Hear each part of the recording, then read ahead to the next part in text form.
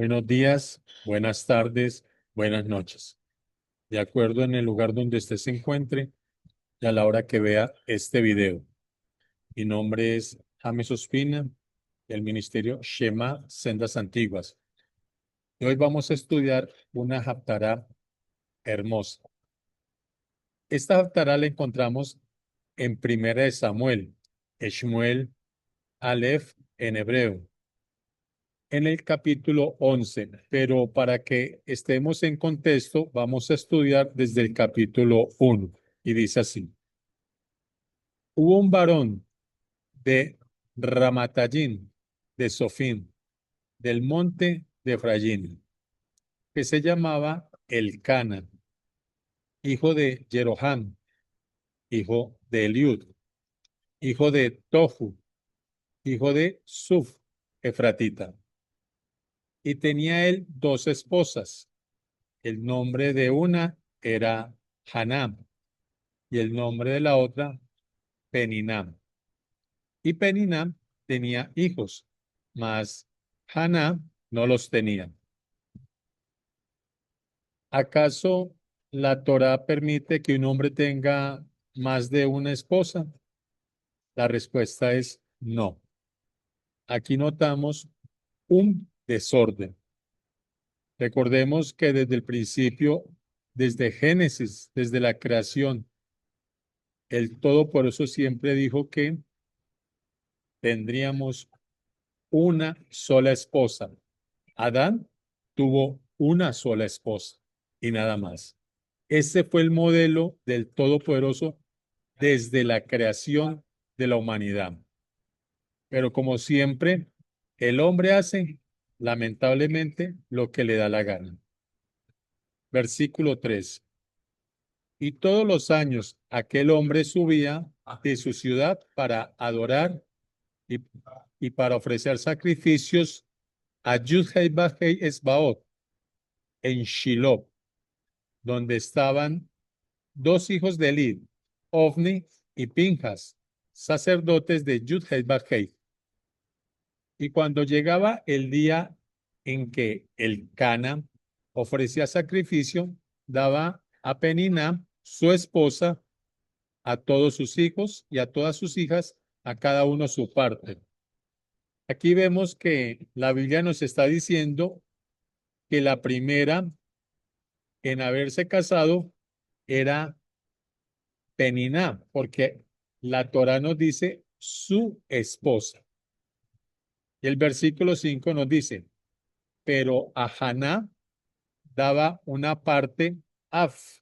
Af sabemos que traduce nariz, pero aquí se puede leer como de buena gana, porque amaba a Hanam, aunque Yud-Hei le había cerrado el vientre. Entonces, dos detalles. El primero, la esposa principal o primera esposa era Peninam. Hannah seguramente fue después, pero la Biblia nos está diciendo que es el Todopoderoso el que había cerrado el vientre de Haná. 6. Y su adversaria la provocaba, enojándola y entristeciéndola, porque Yud-Hei no le había concedido tener hijos. Así hacía cada Shana, cada año, cuando subía a la casa de Yud-Hei, la provocaba así, por lo cual Haná lloraba y no comía. Y el Cana, su esposo, le dijo, Haná, ¿por qué lloras? ¿Por qué no comes? ¿Y por qué? Y aquí hay una expresión en hebreo interesante. Yerá levavet, que significa se ha puesto malo tu corazón, pero malo no en el sentido de maldad, sino afectado. Y le hace otra pregunta. ¿No te soy mejor que 10 hijos? Aquí vemos un poco de egoísmo de parte de su esposo, el Canam, porque no comprendió la tristeza de Haná. Ella quería tener hijos. Para esta época, el tener hijos era muy importante. Totalmente opuesto a lo que pasa hoy con nuestros jóvenes que prefieren tener un perrito o un gatico a un hijo. Y él le dice, ¿no te soy yo mejor que 10 hijos? La verdad, no se puso en los zapatos de Haná. Versículo 9. Y se levantó Haná después que hubo comido y bebido en Shiloh. Y mientras el Cohen Elí, el sacerdote Elí, estaba sentado en una silla junto a la mesuzá del Heijal. Recuerde que la palabra hebrea Heijal significa palacio. El tabernáculo, el templo, es un palacio del Eterno. Lo raro es por qué estaba sentado, si sabemos que en el templo los sacerdotes siempre tenían que estar de pie, nunca sentado. La Biblia no nos da una explicación, pero es bastante raro. Versículo 10. Y ella con Mará Nafesh, amargura de garganta, en sus Biblias tal vez puede decir de alma, pero sabemos que la palabra Nefesh, que es la principal, la raíz, significa garganta o vida. Ya tenía amargura de garganta y lo podemos comprobar con lo que sigue a continuación. Dice, y ella con amargura de garganta oró. ¿Dónde están las cuerdas vocales? Pregúntate. Sabemos entonces que la palabra nefesh no significa alma, significa garganta. Entonces, aquí encontramos la palabra palal. Esta palabra hebrea la han traducido como orar. Y aquí quiero hacer una aclaración muy importante. ¿Qué es bíblicamente orar? Porque muchos de nosotros vamos, tenemos una preocupación, una dificultad, ya sea económica, de salud, cualquier otra dificultad y que no está en nuestras manos resolverlo, buscamos del Todopoderoso y oramos. Pero ¿cómo oramos nosotros? Nosotros llegamos, nos arrodillamos o nos sentamos, bueno, no sé cómo lo hará cada uno, y le decimos, Señor, mira, no tengo plata para tal cosa, o mira, está enfermo mi familiar, bueno, y de una entramos a pedirle al Todopoderoso por nuestra necesidad. Pero eso es bíblicamente orar. Veamos algunos ejemplos de qué significa orar, porque la palabra que aparece aquí es la palabra hebrea palal, que significa someterse a juicio.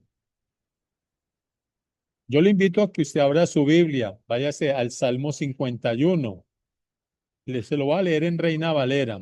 Dice así: Ten piedad de mí, oh Dios, conforme a tu misericordia, conforme a la multitud de tus piedades, borra mis rebeliones. Sabemos que esta palabra viene de la palabra hebrea peshá, rebeliones, transgresiones, que son los pecados más graves que puede cometer el ser humano.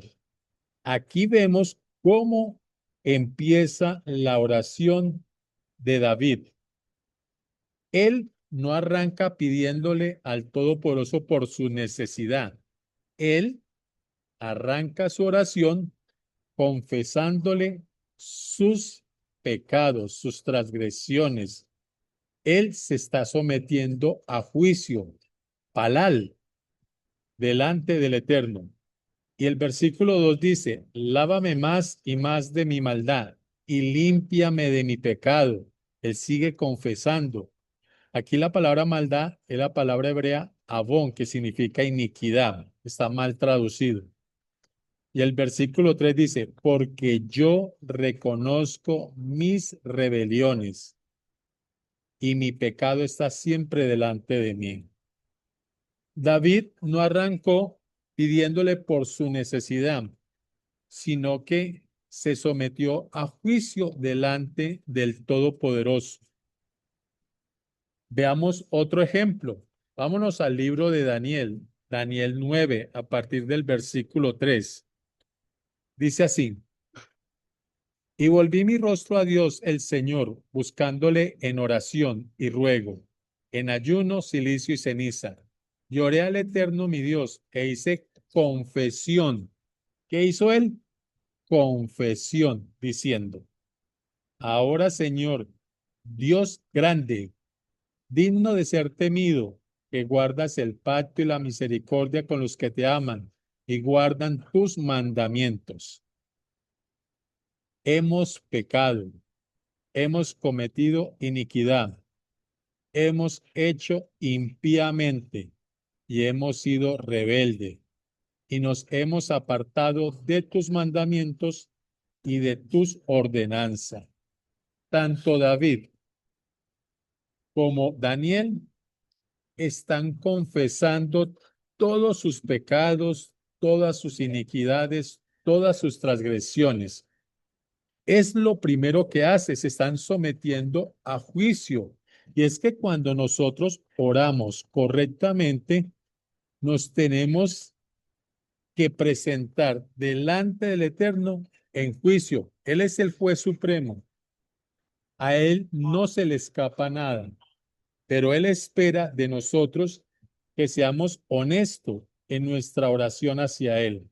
No podemos llegar a pedirle por nuestra necesidad, todavía teniendo de nuestro corazón y nuestra vida todas esas iniquidades y transgresiones que hemos cometido.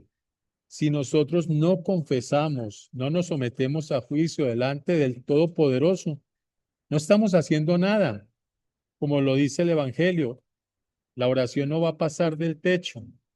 Nosotros tenemos que tener claramente que confesar nuestros pecados. Y mire que aquí el profeta está diciendo: nos hemos apartado de tus mandamientos y de tus ordenanzas. Y esta parte es muy importante porque ¿cuál es la definición de pecado? No es la que tú te imaginas ni la que te dice tu líder religioso. Ve a la Biblia y busca la definición de pecado. Esa definición la encontramos en la primera carta de Juan, capítulo 3, versículo 4. Dice así: todo aquel que comete pecado infringe la ley, pues el pecado es infracción de la ley. Te lo voy a repetir. Primera de Juan, capítulo 3, versículo 4. Todo aquel que comete pecado infringe la ley, pues el pecado es infracción de la ley. Y esto es muy importante, porque hoy las congregaciones están enseñando que los mandamientos, que esas son cosas del pasado, que eso ya no, que eso eran leyes rituales, que es que el Antiguo Testamento ya pasó, que Jesús vino, hizo un Nuevo Testamento, que ya estamos bajo la gracia. Pues aquí estamos en el Nuevo Testamento. Esta es la primera carta de Juan, capítulo 3, versículo 4.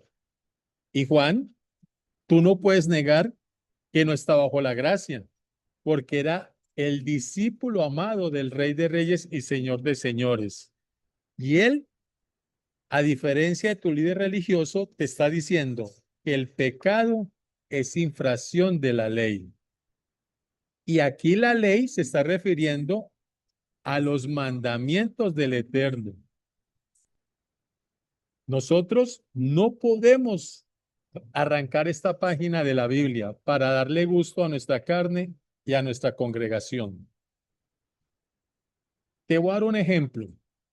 La Biblia dice, capítulo 11 del libro de Levítico: no comerás cerdo. ¿Qué te dice ahora tu líder religioso? No, que si puedes comer, que ahora como estás bajo la gracia, puedes comer de todo. Si nos venimos aquí a la primera carta de Juan, estamos infringiendo un mandamiento del Todopoderoso. Estamos cometiendo pecado. La pregunta es, ¿a quién le vas a creer? ¿A Dios, su palabra en la Biblia, No me creas a mí, abre tu Biblia. Yo te invito a que le hagas pausa al video y abras tu Biblia, Primera de Juan, capítulo 3, versículo 4. Ahí dice claramente, pues el pecado es infracción de la ley. Lamentablemente, hoy muchísimas comunidades de creyentes pecan porque le creen más a su líder religioso que a la palabra de Dios. Ah, es que el apóstol dijo, ya no estáis bajo la ley. Eso lo encontramos en el libro de Romanos, capítulo 6, 14. Pero la pregunta es, ¿a cuál ley se está refiriendo? ¿Sabías que el apóstol Pablo habla de 7 leyes? Vete al capítulo siguiente, el capítulo 7.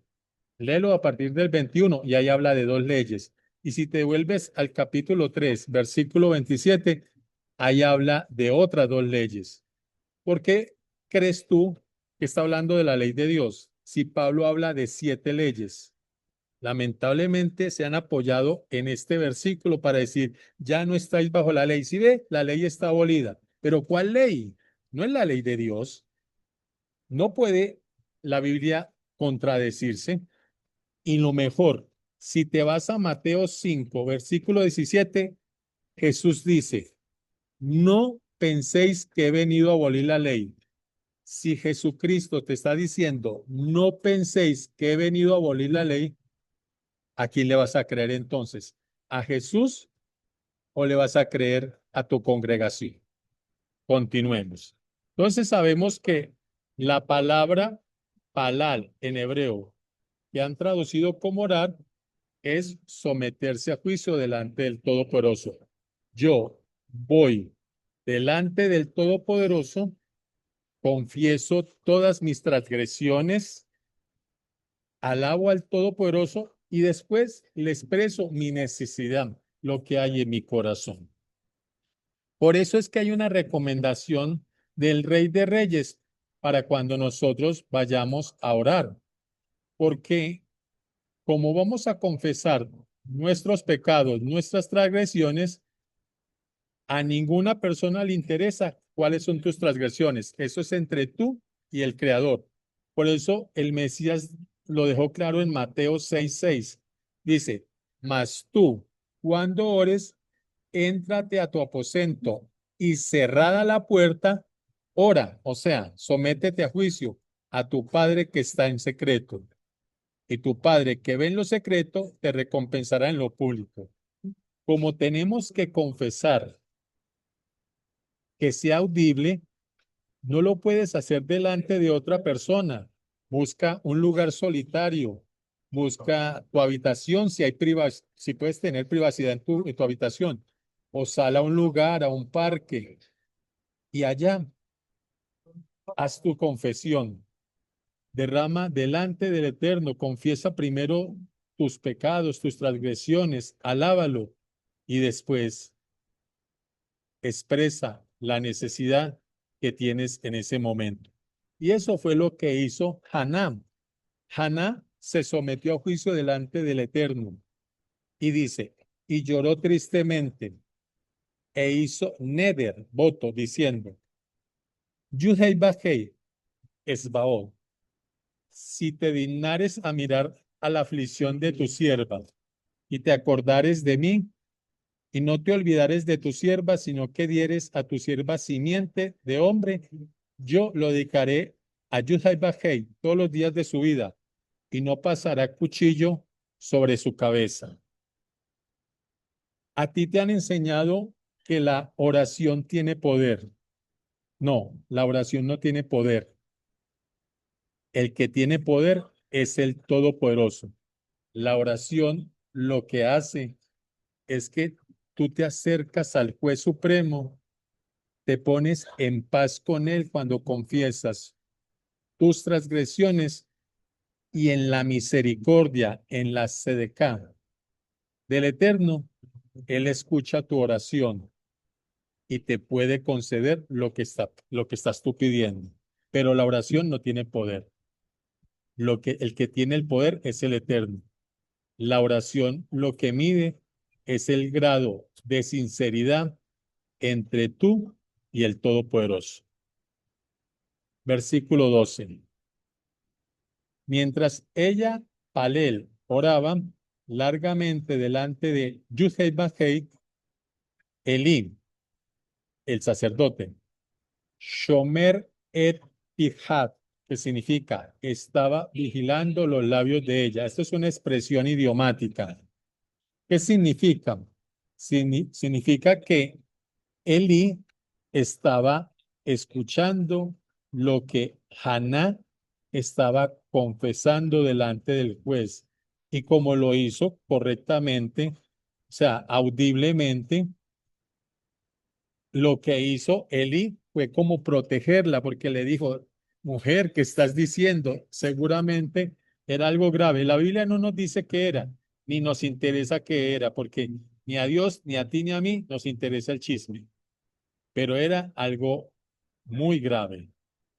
Y así tiene que ser. Tú tienes que confesarle al Todopoderoso lo que has hecho. Por eso es que el Mesías te dice, busca un lugar secreto donde puedas someterte a juicio, orar, palal, delante del Eterno.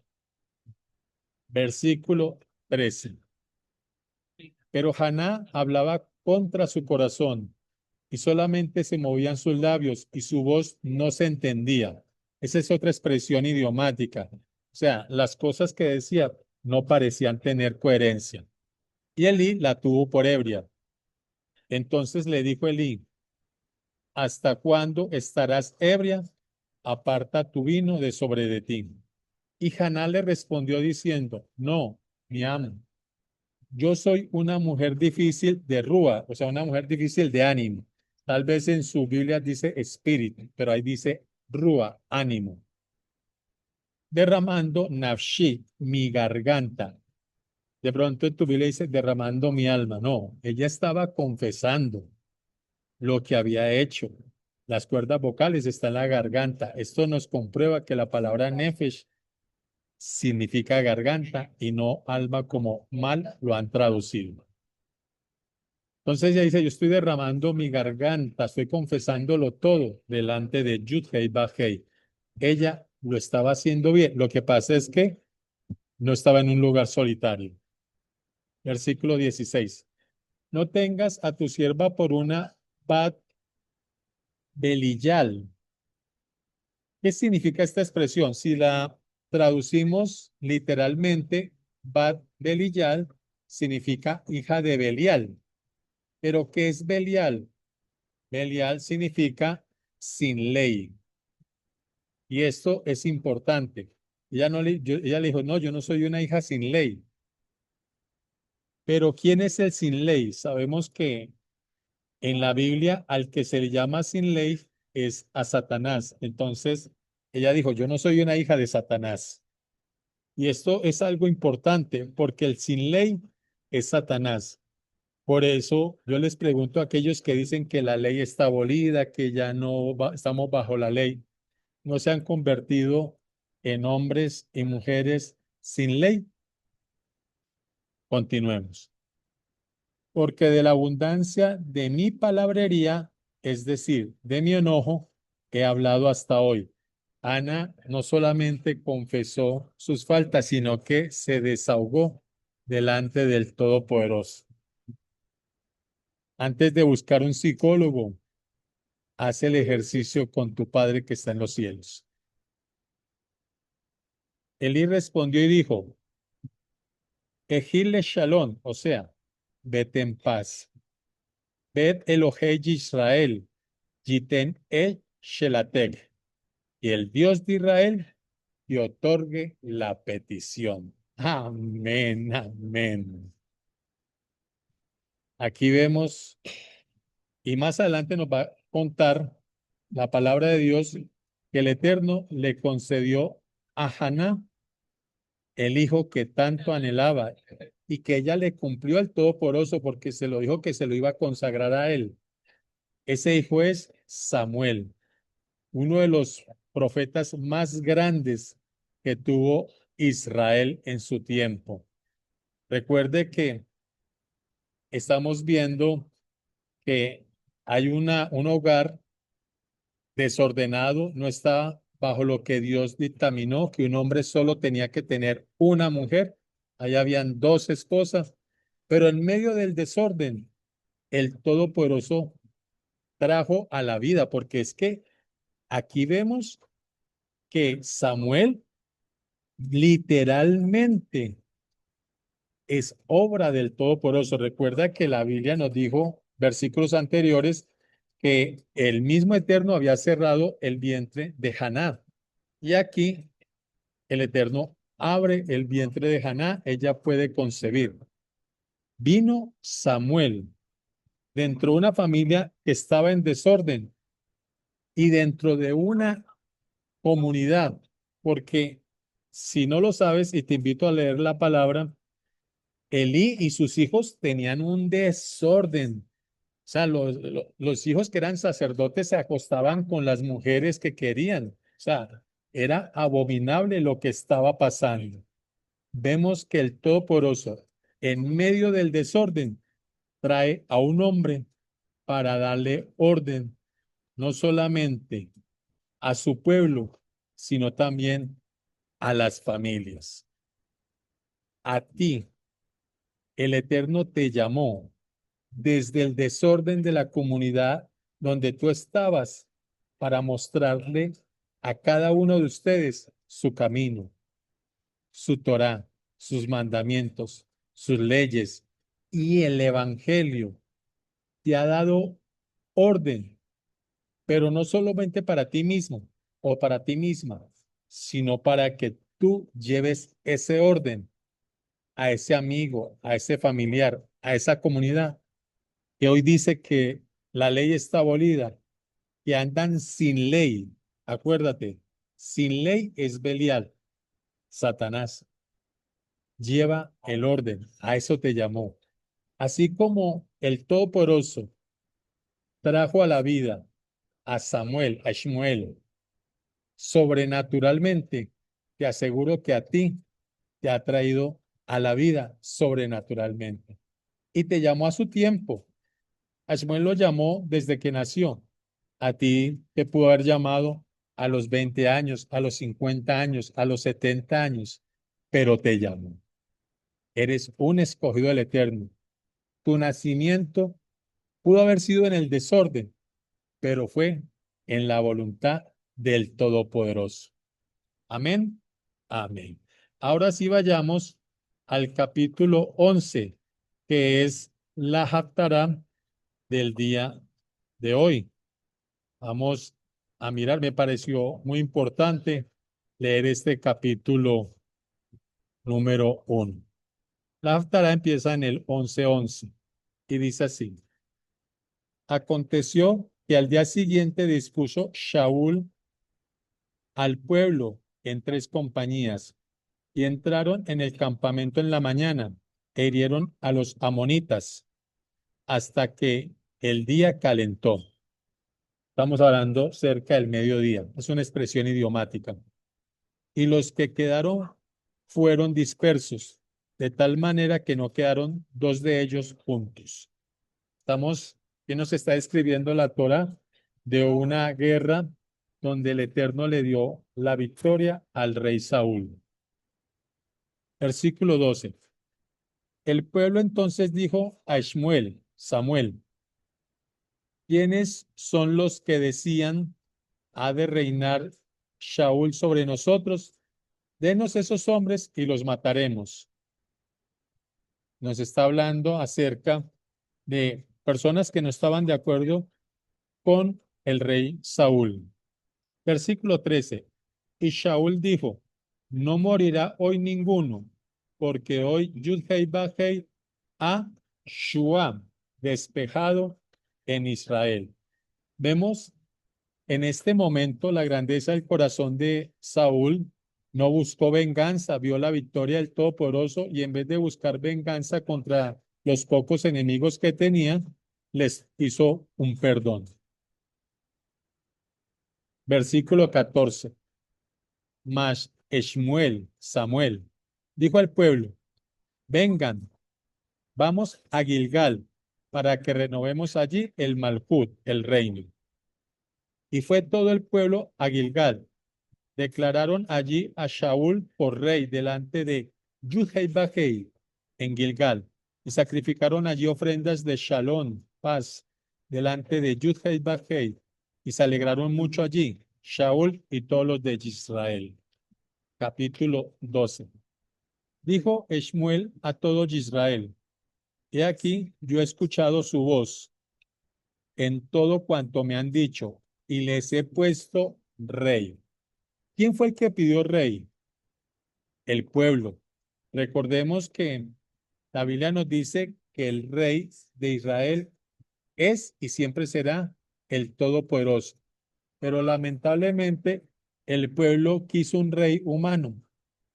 Y como vemos y la historia nos lo demostró, no fue para bien. Versículo 2. Ahora he aquí su rey va delante de ustedes. Yo soy ya viejo y lleno de canas, pero mis hijos están con ustedes, y yo he andado delante de ustedes desde mi juventud hasta este día. Aquí estoy. Testifiquen contra mí delante de Yudhei Bajei y en la presencia de su ungido. La palabra ungido es la palabra Mashiach. Recuerden, los reyes y los sumos sacerdotes eran Mashiach. Una cosa es Mashiach y otra el Mashiach. Nuestro rey y señor es HaMashiach, el Mesías, el ungido. El él ya hace diferencia. ¿A quién le he quitado un buey o a quién le he quitado un asno? ¿A quién he defraudado o a quién le he robado? ¿De quién he aceptado soborno para mirar hacia otro lado? Yo se lo devolveré. Entonces dijeron: Nunca nos has calumniado, ni agraviado, ni has tomado algo de mano de ningún hombre. Recuerdan que Samuel, vino en medio del desorden para dar orden. Aquí la Biblia nos habla de la integridad de este varón, un hombre íntegro. Se puso delante de todos y dijo: Bueno, aquí estamos delante de Dios. ¿A quién he defraudado, robado, aceptado soborno o me he hecho el loco para no hacerle un justo juicio? Nos está mostrando un varón íntegro, un ejemplo para cada uno de nosotros. Nosotros tenemos que buscar la integridad, no por los hombres, sino por nuestro Hacedor. Versículo 5. Y él les dijo: Yudhei Bajei es testigo contra ustedes y su ungido. También es testigo en este día, que no han hallado cosa alguna en mí, en mi mano. Y ellos respondieron: Así es. Entonces Samuel, dijo al pueblo: Yudhei Bajei, que Asad, esta expresión Asad significa hizo. O sea, dice el Eterno que hizo a Moisés y a Aarón y sacó a sus padres de la tierra de Misrayim. ¿Quién hizo a Moisés y a Aarón? El Eterno, con un propósito. El Eterno te hizo a ti con un propósito, traerte a su camino para que tú vayas y lleves el mensaje y hagas discípulos, como dice el Evangelio, Mateo 28, haced discípulos. ¿Y qué hace un discípulo? Lo mismo que el maestro. Yo les pregunto: ¿Jesús comió cerdo? No. ¿Se congregaba en domingo? No. Piénsalo. ¿Eres discípulo del Rey de Reyes? Porque un discípulo hace lo mismo que hace el maestro. Sigamos. Versículo 7. Ahora esténse quietos, porque contenderé con ustedes delante de Yudhei Bajei acerca de Kol Sidkot, o sea, de todas las justicias. El Eterno tiene justicias, es en plural, no una sola justicia. Las justicias de Yudhei Bajei que materializó con ustedes y con sus padres. El Eterno siempre va a materializar su justicia con cada uno de nosotros. Versículo 8. Cuando Jacob hubo entrado en Egipto, Misrayim, y sus padres clamaron al Eterno, el Eterno envió a Moisés y Aarón, los cuales sacaron a sus padres de Misrayim, Egipto, y los hicieron habitar en este lugar.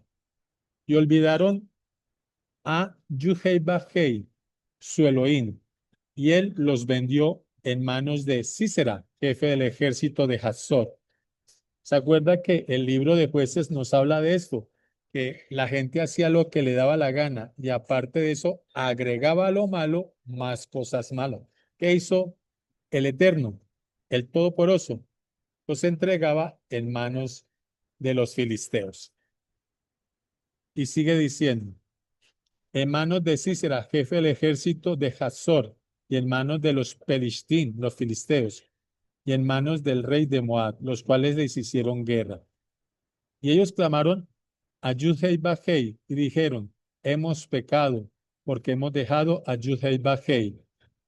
¿Cuándo se deja a Dios? Cuando tú dejas su camino, sus mandamientos, sus leyes. Y hemos servido a los Baales y a Astarot. Líbranos ahora de mano de nuestros enemigos y te serviremos. Entonces, Yudhei Bajei envió a Gidón, Jerubal, a Yiftaf y a Samuel, Shmuel, y lo libró de mano de sus enemigos en derredor y habitaron seguros. Estos son los jueces. Y habiendo visto que Nahash Melet de los hijos de Amón venía contra ustedes, me dijeron, no, sino que ha de reinar sobre nosotros un rey. Así que Yudhei Bajei, su Dios, era su rey. Aquí el Eterno les está haciendo un reclamo. Cuando ellos vieron que venía Nahash, eso significa serpiente, que era un rey de Amón, ellos en vez de buscar la protección del Todopoderoso, le pidieron al Todopoderoso rey. Y aquí el Todopoderoso les está haciendo el reclamo. ¿Acaso no era yo, Yudhei Bajei, su rey? Es como que cuando le pidieron rey, lo desconocieron como rey. Guárdenos el Eterno de que tú y yo no reconozcamos al Rey de Reyes como Rey sobre cada uno de nosotros y nuestras familias y de toda obra de nuestras manos. Versículo 13. Ahora he aquí el Rey que han elegido, el cual pidieron. Ya ven que el Eterno ha puesto Rey sobre ustedes. Si temieran al Eterno y le sirvieran y escucharan su voz y no fueran rebeldes a su palabra, a la palabra de Yudhei Bajei, y si tanto ustedes como el rey que reina sobre ustedes sirvan a Yudhei Bajei su Elohim, harán bien. Mas si no escucharan la voz, recuerde, la voz es su palabra, sus mandamientos, la voz de Yudhei Bajei, y si fueren rebeldes a sus palabras, sus mandamientos, los mandamientos de Yudhei Bajei, la mano de Yudhei Bajei estará contra ustedes como estuvo contra sus padres. Esperen a una hora y miren esta gran obra que Yudhei Bajei hará delante de sus ojos. No es ahora la siega del trigo, nos está hablando más o menos de mayo, junio.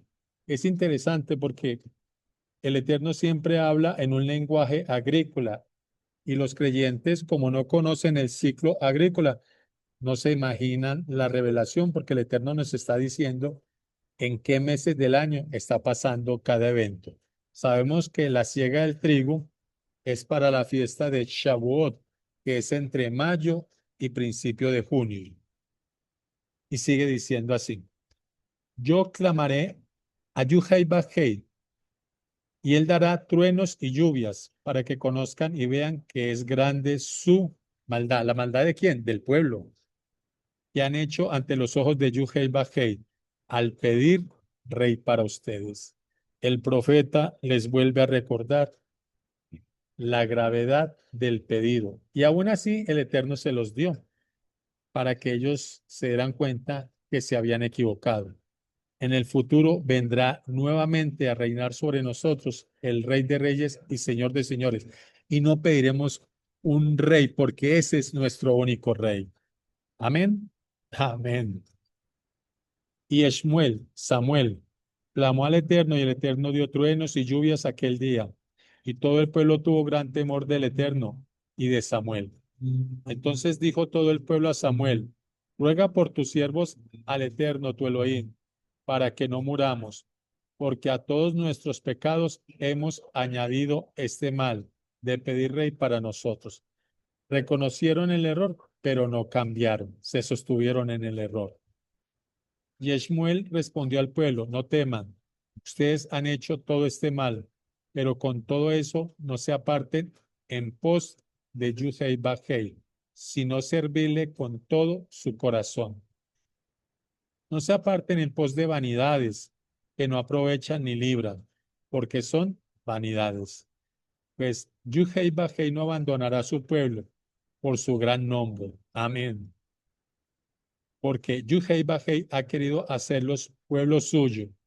Así que lejos sea de mí que peque yo contra Yudhei Bajei, terminando de rogar por ustedes. Antes los instruiré en el camino bueno y justo.